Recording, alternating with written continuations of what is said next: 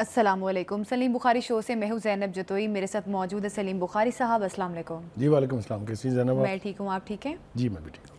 ناظرین, آج ہم پروگرام میں بات کریں گے ڈونلڈ ٹرمپ غزہ پر قبضے کے نیریٹو پر قائم ہے. ان کی جانب سے یہ کہا جا رہا ہے کہ غزہ کی پٹی پر کچھ نہیں بچا, اس وجہ سے وہ اس پر قبضہ کرنا چاہتے ہیں.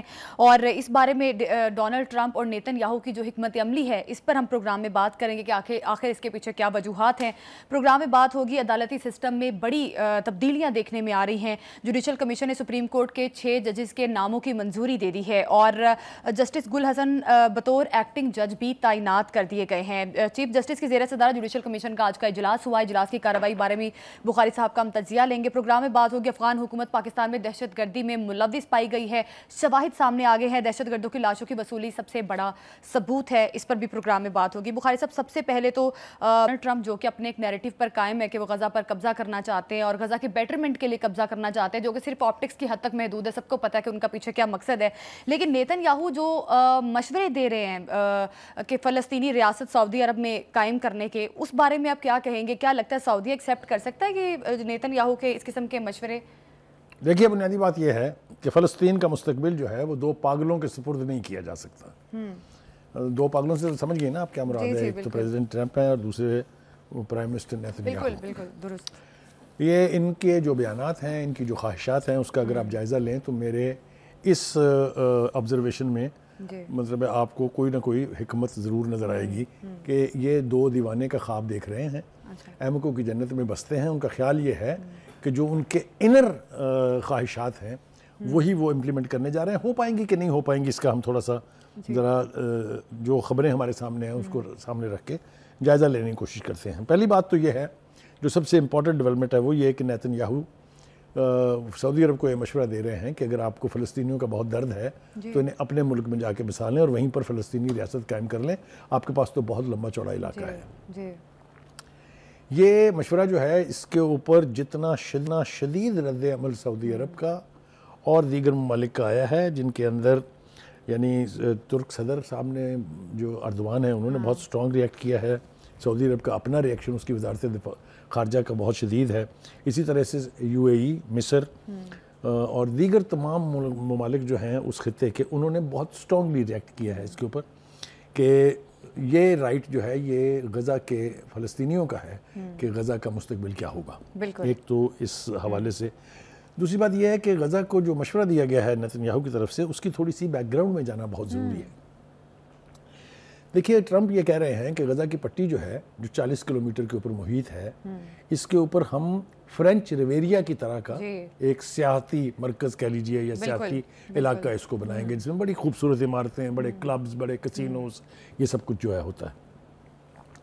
اور وہ اس کی امپلیمنٹیشن بھی چاہتے ہیں اپنی ذاتی کمپنی کے ذریعے.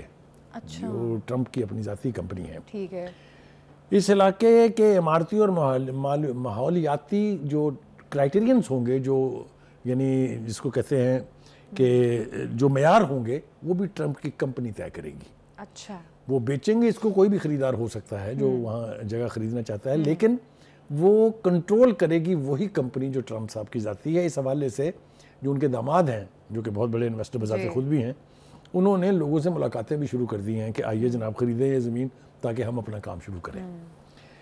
دوسری بات یہ ہے کہ سعودی عرب کے لیے یہ منصوبہ جو ہے, یہ خواہش جو ہے, یہ کئی وجوہات کی بنا کے اوپر ناقابل قبول ہے. ایک تو یہ کہ فلسطینی کاز کے ساتھ یہاں تک تو سعودی عرب کی قیادت کھڑی ہوئی ہے کہ اگر 2 ریاستوں کا قیام نہیں ہوگا تو ہم اسرائیل کو تسلیم نہیں کریں گے, اور ان کے ساتھ بہت سارے دیگر مسلم ممالک کی بھی یہی لائن ہے. ایک تو یہ. دوسری بات یہ ہے کہ سعودی عرب کے اپنے سٹیکس بھی ہیں. اب وہ سٹیک کیا ہے؟ پہلی بات تو یہ ہے کہ جو ولی عہد ہیں اپنے محمد بن سلمان, انہوں نے ایک پلان بنایا ہے نیون سٹی کا. It's a plan which has been widely circulated across the world. ایک بہت امبیشیس پلان ضرور ہے, لیکن اس کے آبجیکٹو بہت ماڈسٹ ہیں. اس کا آبجیکٹو یہ ہے کہ سعودی عرب کی قیادت یہ چاہتی ہے کہ ہم تیل پر سے انحصار ختم کر کے ٹورزم کو پروموٹ کریں تاکہ ایک دائمی, ایک آنے والے وقتوں کے لیے ایک یعنی ریونیو ارننگ کا ذریعہ بن جائے. اس کے حوالے سے وہ نیون سٹی جو ہے اس کے ایک تو یہ کہ وہ اس غزہ کی پٹی سے صرف 300 کلومیٹر کے فاصلے پر ہے. تو سعودی لیڈرشپ قطعاً یہ نہیں چاہے گی کہ وہ ان کا نیون سٹی کا منصوبہ جو ہے وہ کسی بھی صورت میں انڈرمائن ہو جائے اور یہ امریکی باہر سے آ کے یہاں بیٹھ کے غزہ کی سرزمین جو ہے اس کو اپنے آبجیکٹیوز کے لیے اپنے پروجیکٹس کے لیے استعمال کر کے سعودی انویسٹمنٹ کو کسی صورت میں انڈرمائن کر سکے. اچھا, ایک بات تو یہ ہے. دوسری بات یہ کہ میں نے شروع میں کہا تھا کہ یہ دیوانوں کے جو خواب ہے نا دیکھنے کی عادت نیتنیاہو کو بھی ہے, اس کو بھی ہے. 300 امریکی ڈاکٹر جو ہیں انہوں نے ٹرمپ کو صدارت کے لیے نااہل قرار دے چکے ہیں. بالکل بالکل, کیونکہ ان کی جو حرکات و سکنات ہیں, ان کی جو باڈی لینگویج ہے, ان کا جو بھول جانے کی عادت ہے, یہ پہلے بھی امریکی قوم نے بھگتی ہے نا. بائیڈن صاحب بھی بھول جاتے تھے کہہ کے جانا کسی اور طرف کو ہوتا تھا, چل پڑتے تھے کسی اور طرف. تو یہ بھی ان سے کم پاگل نہیں ہے. ان کی بھی دماغی توازن کے حوالے سے میرے خیال سے اور بھی ہم آنے والے وقت میں سنیں گے. تو ایک بات تو یہ ہے کہ جو مرضی ہو جائے یہ منصوبہ قابل عمل بھی نہیں ہے, اور اس کو قابل عمل بنانے کی ہر سازش کو ناکام کرنے کا انڈیا جو ہے مسلم امہ کی قیادت نے بھی دے دیا ہے. اب عرب لیگ کا اجلاس بلا لیا گیا ہے, اس کے اندر بھی میں یہ توقع کر رہا ہوں کہ جو مسلم لیڈرشپ ہے, جو خاص طور سے عرب ممالک ہیں, وہ اپنی آواز دبنگ طریقے سے بلند کریں گے اور ٹرمپ کے اس پلان کو شلو کرنے میں اپنا کردار ادا کریں گے. ڈونلڈ ٹرمپ نے جو اپنا منصوبہ بنایا ہے کہ آپ اس بیچ کی بات بھی کر رہے تھے کہ وہ ایک پراپر حکمت عملی بھی طے کر چکا ہے. اب ہم نے نیتن یاہو کی بات کی کہ نیتن یاہو بھی سعودی عرب کو مشورے دے رہا ہے کہ آپ لوگ فلسطینیوں کو بسائیں اپنے ملک میں. تو بخاری صاحب اس سے پہلے ہم نے دیکھا کہ اسرائیل کے وزیر خارجہ جو تھے وہ بھی کچھ اس طرح کی بات کر رہے تھے کہ ان فلسطینیوں کو وہی ملک بسائیں گے جو اسرائیل اور غزہ کی جنگ کے خلاف تھے. تو ٹھیک ہے, ابھی آپ نے جو پروجیکٹ کی بات کی کہ اب نیون سٹی کا جو منصوبہ ہے سعودی عرب کا, وہ ظاہر ہے وہ اس کے لیے ڈونلڈ ٹرمپ کے منصوبے کے لیے سب سے بڑا خطرہ ہے, وہ کبھی بھی اس کا اپروول نہیں دیں گے. تو ابھی جو فلسطینیوں کو بسانے والا مشورہ ہے وہ تو آپ کو لگ رہا ہے کہ وہ ریجیکٹ کر دیں گے, وہ بالکل اس میں کوئی گنجائش نہیں ہے سعودی عرب کے پاس؟ دیکھیے, پہلی بات تو یہ ہے کہ میں نے آپ سے عرض کیا کہ اقتدار میں آنے کے بعد سے, حلف اٹھانے کے بعد سے بہت سارے فیصلے ٹرمپ نے کیے جو واپس اس کے منہ کے اوپر آئے ہیں. جی, آپ نے دیکھا میکسیکو کے حوالے سے اس کے اوپر کتنا رد عمل آیا. پھر اس کے بعد انہوں نے جو ٹیکسیشن کی بات کی گڈز پر, کینیڈا کی, چائنا کی, اس کے اوپر کتنا سٹرونگ ری ایکشن آیا ان کی طرف سے, وہ آپ کے سامنے ہے. انٹرنلی جو فیصلے انہوں نے کیے ان میں بھی عدالتوں نے اس کے اوپر سٹے دے دیا ہوا ہے. تو کہنے کا مطلب یہ ہے کہ اب تو وہاں امریکہ کے اندر سے آوازیں آ رہی ہیں کہ یہ پریزیڈنٹ جو ہے he will be the second president to be impeached. اس سے پہلے نکسن کا امپیچمنٹ ہوا تھا, آپ کو معلوم ہے, ایک بہت ہی معمولی سی بات پر کہ انہوں نے اپنے حزب مخالف کے ایک بندے کی گفتگو ٹیپ کرائی تھی. چھوٹا سا جرم تھا, but the American president had to resign. تو جس طرح کے پاگل پن کے فیصلے یہ موصوف کر رہے ہیں, ان کی فیٹ بھی مجھے یہی دکھائی دیتی ہے کہ ان کی بھی الٹیمیٹلی امپیچمنٹ ہو جائے گی. تھوڑا سا ذرا اور تفصیل کے ساتھ اس معاملے میں چلتے ہیں. دیکھیں, پہلی بات تو یہ ہے کہ یہ بات بالکل تسلیم شدہ ہے کہ غزہ کسی کے باپ کی جاگیر نہیں ہے.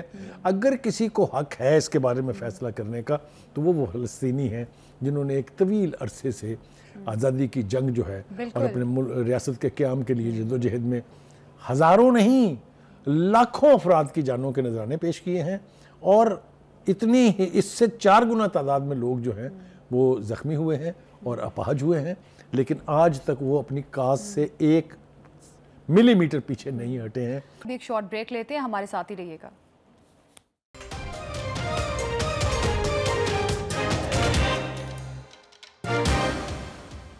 Welcome back. اور نہ وہ ہٹیں گے. بخاری صاحب, جس طرح سے ہم نے دیکھا مغربی ممالک نے بڑا کرٹیسزم کیا ڈونلڈ ٹرمپ کی اسٹیٹمنٹ پہ, مشرق وسطیٰ کی جانب سے بھی بہت زیادہ اس پہ سٹینڈ لیا گیا, لیکن اس کے باوجود ڈونلڈ ٹرمپ اس چیز پہ قائم ہے کہ وہ غزہ پر قبضہ کر کے رہیں گے. تو بخاری صاحب, اس کا مطلب ہے کہ کیا مکمل منصوبہ بندی ڈونلڈ ٹرمپ امریکہ کر چکے ہیں, کیونکہ امریکہ سپر پاور ہے. اس سے پہلے جو اسرائیل کو سپورٹ انہوں نے کیا غزہ سے جب لڑائی چل رہی تھی, تب بہت سارے ممالک تھے جو خاموش تھے.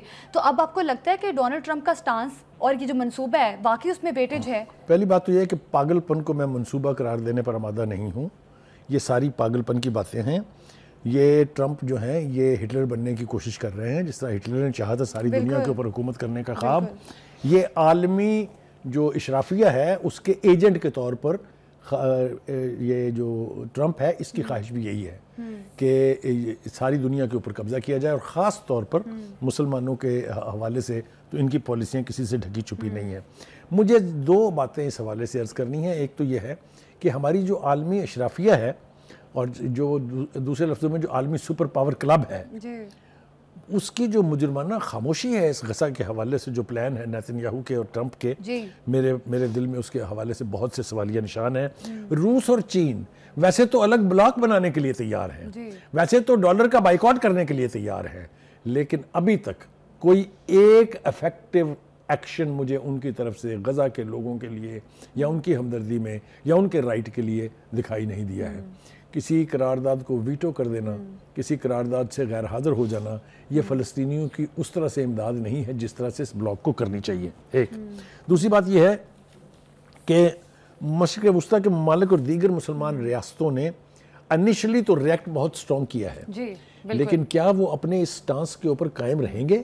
کیا امریکہ کے دباؤ میں آ کر وہ اپنا رویہ بدل تو نہیں لیں گے؟ اس لیے کہ اردن ہو گیا، ایجپٹ ہو گیا، یہاں پر تو حکومتیں جو ہیں وہ امریکہ کی مرضی سے ہی انسٹال ہوتی ہیں، امریکہ کی مرضی سے ہی گھر بھیج دی جاتی ہیں۔ یہ مرسی کا جو الیکٹ ہوئے تھے باقاعدہ میجورٹی ووٹ سے، ان کو گھر بھیج کے ایک جرنیل کو لا کے وہاں ایجپٹ میں بٹھا دیا گیا ہے۔ تو کہنے کا مطلب یہ ہے کہ یہ اگر سرنڈر نہ کریں اور اپنے ان سٹانسز کے اوپر کھڑے رہیں تو یقینی طور پہ یہ اتنا آسان نہیں ہے اس منصوبے کو امپلیمنٹ کرنا۔ ٹرمپ صاحب کو یوکرین کی جنگ ختم کرنے کی تو بہت جلدی تھی، انہوں نے منٹ نہیں لگایا پوتن سے بات کرتے ہوئے، لیکن پوتن اور چائنا کی لیڈرشپ جو ہے وہ فلسطینیوں کے حوالے سے کہاں کھڑی ہے، یہ بہت بڑا سوالیہ نشان ہے۔ ایک بات دوسری طرف یہ ہے کہ یہ جو ایک اپنی مرضی کی ریاست قائم کر کے فلسطینیوں کو دربدر کرنے کا منصوبہ ہے، اس کے دنیا کا کوئی ذی عقل شخص اس کو انڈورس نہیں کر سکتا۔ حماس کا جو رد عمل ہے وہ کہتے ہیں کہ غزہ کسی کی جائیداد نہیں ہے کہ وہ اس کی خرید و فروخت جو ہے اس کی اجازت دے دیں، جبری ہجرت کا ہر منصوبہ ہم ناکام کر کے چھوڑیں گے۔ ٹھیک ہو گیا جی؟ دوسری بات یہ ہے کہ بخاری صاحب ایون امریکہ کی بات کی جائے تو آپ نے دیکھا ہوگا، ہم نے کچھ عرصہ پہلے اپنے پروگرام میں وہ رپورٹ بھی شامل کی تھی، جس رپورٹ میں 5 میں سے تقریباً ایک جو رجسٹرڈ ووٹر ہے امریکہ کا وہ حماس کا سپورٹر تھا، اور اس نے غزہ میں جو کچھ ہو رہا تھا اس کی بڑی مخالفت کی تھی۔ تو میرا خیال ہے یہ بھی بہت بڑا ثبوت ہے کہ امریکہ ابھی جو تازہ صورتحال ہے میرے خیال سے وہ بھی ہم اپنے ویورز کے ساتھ شیئر کر لیں تو زیادہ بہتر ہوگا۔ وہ کہتے ہیں کہ جی جو اکثریت ہے غزہ پر قبضے کے بیان کو امریکی شہریوں کی اکثریت نے مسترد کر دیا ہے۔ امریکی میڈیا کے پول کے مطابق 47% امریکیوں نے ٹرمپ کے غزہ پر قبضے کے منصوبے کو برا اور ناقابل عمل قرار دیا ہے۔ پول میں 13% نے صرف اس کے بیان کی حمایت کی ہے، باقی 40% امریکیوں نے اس میں ووٹنگ میں حصہ نہیں لیا۔ دیٹ مینز ان کو بھی اگر آپ شامل کریں تو 70% لوگوں نے اس کے پلان کی ایسی تیسی کر دی ہے۔ ڈونلڈ ٹرمپ کا یہ جو خواب ہے غزہ پر آخری بات عرض کر دوں، پول کے مطابق ٹرمپ کے حماس اسرائیل تنازع سے نمٹنے کے طریقہ کار کی 54% امریکیوں نے حمایت اور 46% نے مخالفت کی ہے۔ تو ایک میجر شفٹ ہے امریکن نیشن کے اور امریکن نظامیہ کے رویے میں۔ یہ الارمنگ ہونا چاہیے ڈونلڈ ٹرمپ کے لیے، یہ اتنی سمپل بات نہیں ہے۔ ہیونگ سیڈ دیٹ بہت ساری باتیں اس کے حوالے سے کی جا سکتی ہیں۔ ایک آخری بات میں عرض کر دوں کہ 1967 میں یو این او نے قرارداد کے ذریعے فلسطین کا حق ریاست جو ہے اس کو تسلیم کیا، اور یہ قرار دیا کہ یہ 2 ریاستی حل جو ہے اس کے علاوہ کوئی راستہ نہیں ہے۔ پھر اس کے بعد ہم نے دیکھا کیمپ ڈیوڈ اور اوسلو معاہدوں میں جو کچھ بھی انڈرسٹینڈنگ ہوئی ان دونوں میں اور اس یو این کی قرارداد میں فلسطینی ریاست کا قیام جو ہے وہ اسینشل ہے، لہٰذا اس سے ہٹ کے کوئی بھی ایک منصوبہ جو ہے وہ قابل عمل نہیں ہو سکتا۔ یقینی طور پہ کوئی بھی منصوبہ ڈونلڈ ٹرمپ کا ایسا کامیاب نہیں ہو سکتا۔ ابھی ایک شارٹ بریک لیتے ہیں، ہمارے ساتھ ہی رہیے گا۔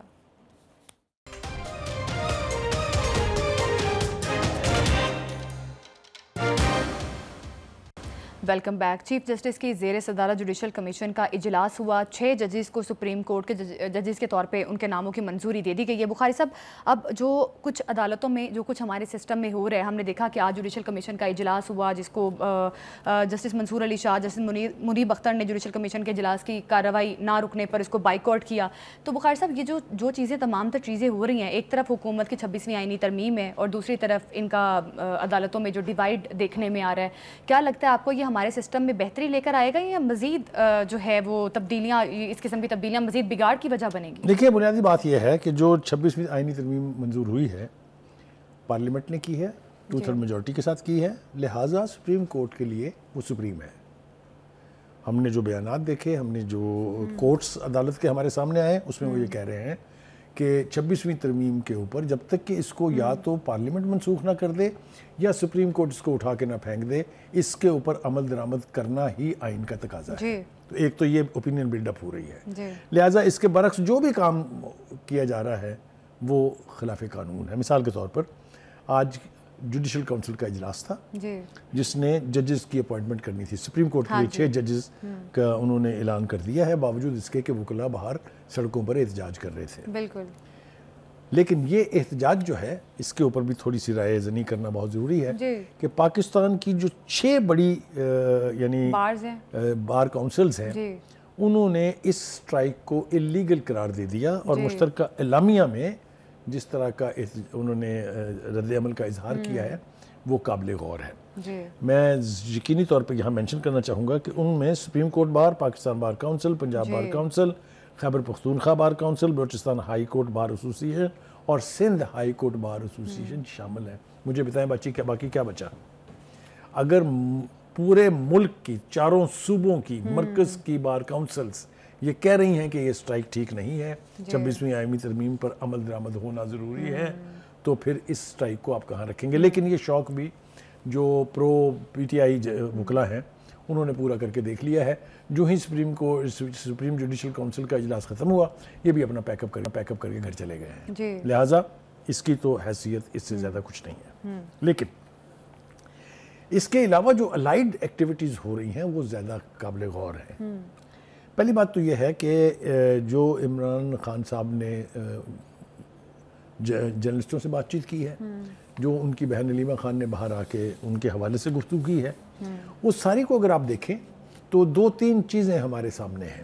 ایک تو یہ کہ کیا وہ پاکستان کے جمہوری سسٹم جو ہے، چاہے وہ پارلیمنٹ ہے چاہے وہ آئینی ادارے ہیں، ان پر ان کا فیتھ ہے یا نہیں ہے۔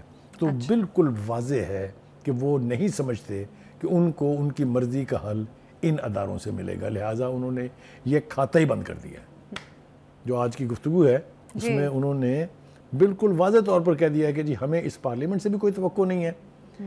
دیکھیں اس حوالے سے 2 آراء موجود ہیں، آپ باہر کی تو بات چھوڑ دیں، ہمارے اپنے دفتر میں 2 آراء موجود ہیں۔ بالکل ایسے ایک گروپ کا خیال یہ ہے کہ خان صاحب کو مکمل آزادی ہونی چاہیے کہ وہ احتجاج بھی کریں، وہ اپنی پارٹی کو دوبارہ اقتدار میں لانے کے لیے کوئی بھی راستہ اختیار کریں، اور دوسرے گروپ کا خیال یہ ہے کہ اگر وہ ان کی حرکات یا ان کی موومنٹ جو ہے یا ان کی تحریک جو ہے وہ آئین کے خلاف ہے تو اس کی اجازت نہیں ہونی چاہیے۔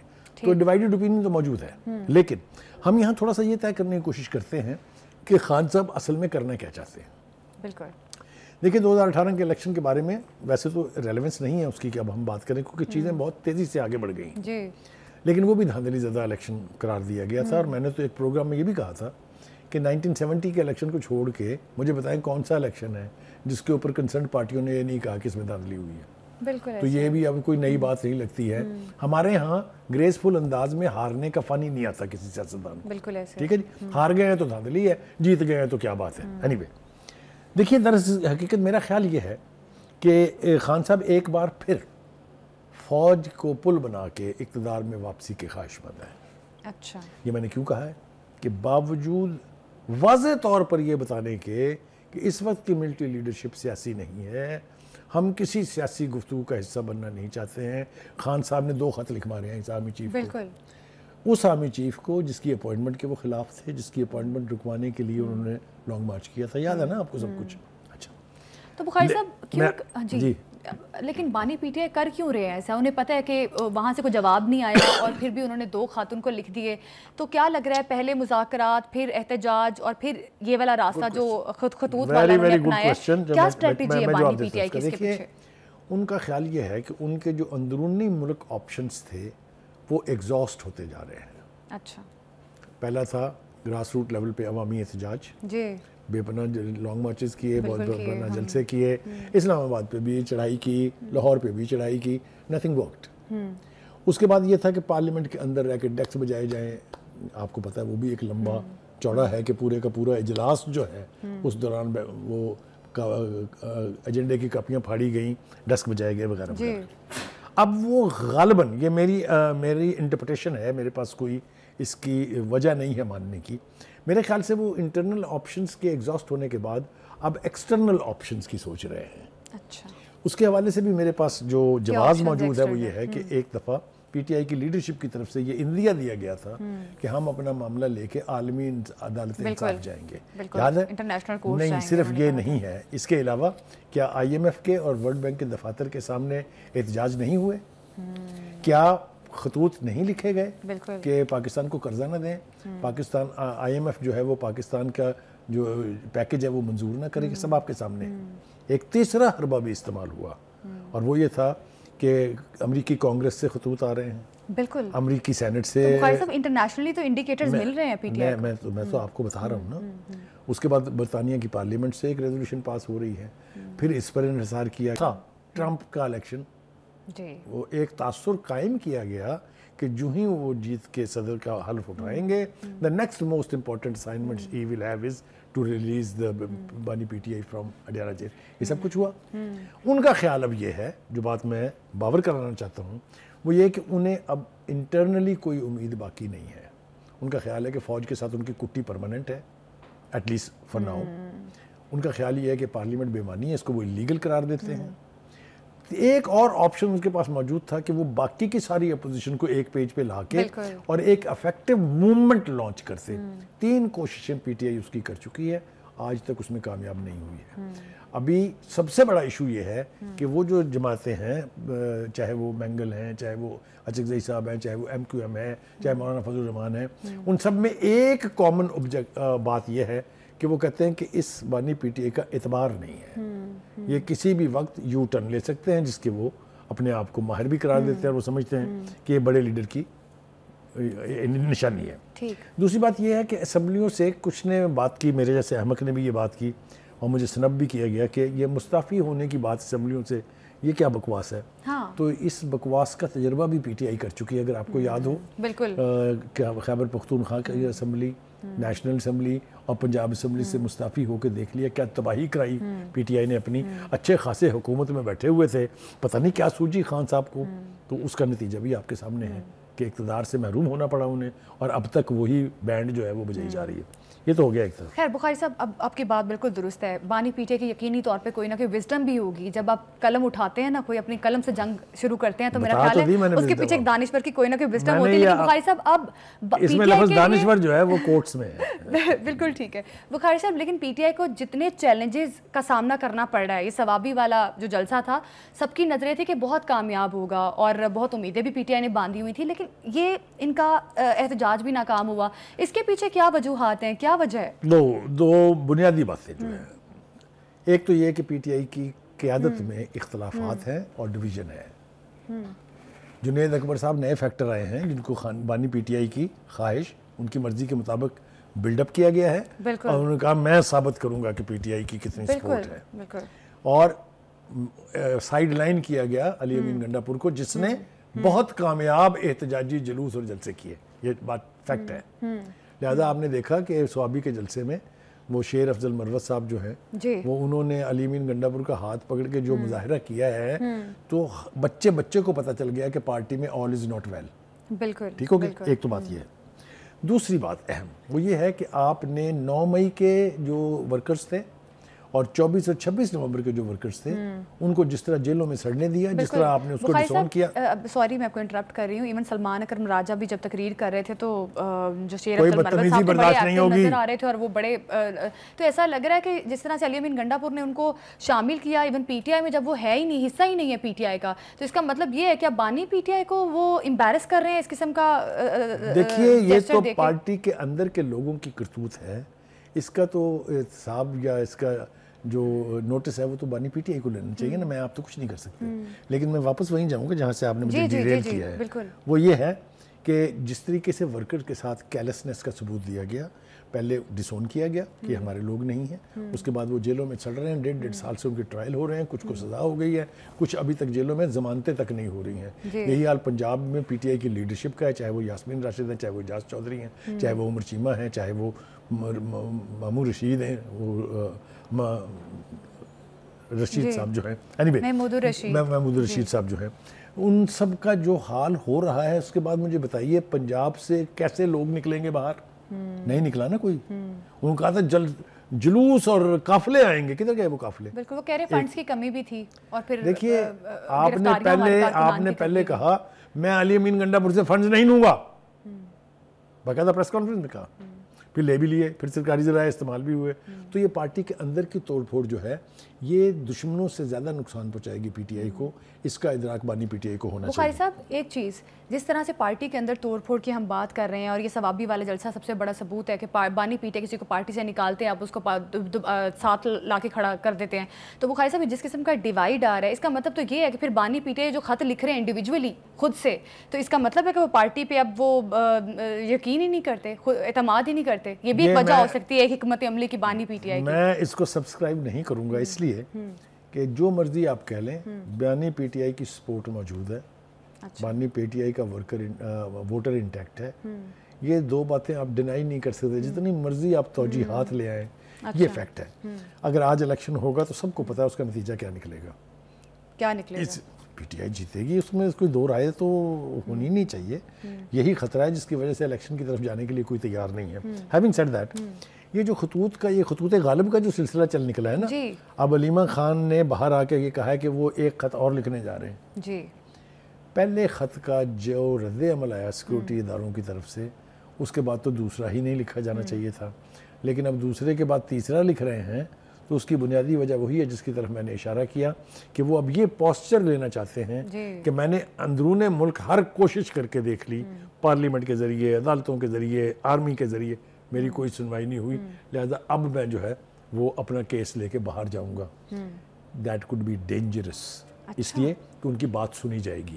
ان کی بات کیوں سنی جائے گی؟ اس لیے کہ جو انٹرنیشنل اشرافیہ جسے میں قرار دیتا ہوں, جو سپر پاور کلب ہے, ان کے کچھ آبجیکٹیوز ہیں پاکستان سے, کچھ باتیں وہ منوانا چاہتے ہیں. چاہے وہ ہمارا نیوکلیر پروگرام ہے, چاہے وہ ہمارا میزائل پروگرام ہے, چاہے وہ ہماری افغان پالیسی ہے, چاہے وہ ہماری ایران سے دوستی ہے. بہت ساری چیزیں ایسی ہیں, اور خاص طور سے اب یہ جو کچھ غزہ میں ہو رہا ہے مشرق وسطیٰ میں, اس کے حوالے سے انہیں ہمیں پریشرائز کرنا. تو ان کو تو یہ حلوہ مل جائے گا اگر بانی پی ٹی آئی یہ معاملہ لے کے ان کے پاس جائیں گے, جیسا کہ ہم نے تفصیل کے ساتھ بیان بھی کیا کہ پہلے بھی آلریڈی انٹرنیشنل اشرافیہ کی طرف سے ان کی حمایت میں باتیں ہو چکی ہیں.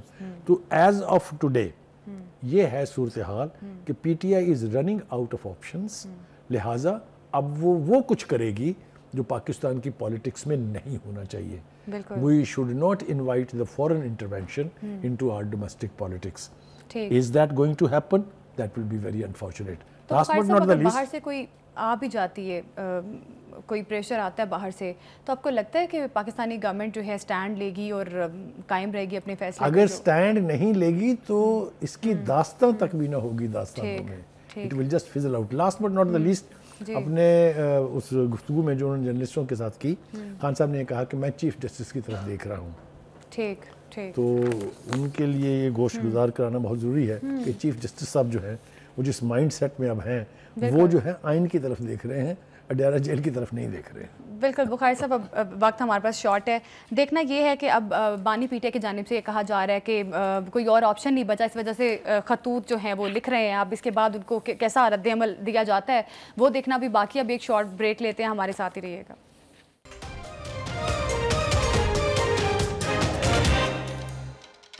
Welcome back. افغان حکومت پاکستان میں دہشت گردی پھیلانے میں ملوث ہے. سیکیورٹی فورسز کی جانب سے دہشت گردوں کو ہلاک کیا گیا اور ان کی جو لاشیں ہیں وہ افغان حکومت نے وصول کر لی ہیں. بخاری صاحب, اب جس طرح سے بہت پہلے سے یہ شبہ ظاہر کیا جا رہا تھا, اب تو میرا خیال آہستہ آہستہ ثبوت بھی آنا شروع ہو گئے ہیں. ہم نے احمد الیاس صوبہ باغدیس کے نائب گورنر مولوی غلام محمد کا بیٹا بھی اس دہشت گردی جیسے عناصر میں شامل رہا, اور افغان حکومت جو ہے کس طرح سے پاکستان میں دہشت گردی پھیلا رہی ہے, کس طرح سے دیکھ رہے ہیں آپ؟